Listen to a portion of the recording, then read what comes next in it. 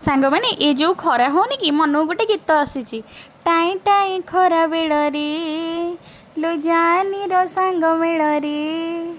तोर लाजुआ आसुनी आज बाहरी पड़ी भोजी खायापाई एमती सेमती भोजी नुब बहुत बढ़िया भोजी ये मोपाई बेस्ट भोजी कारण ये जो आमर ब्राइडाल जनक अच्छा सी ना निजे ही सबू जिनस प्रिपेरेसन कर माने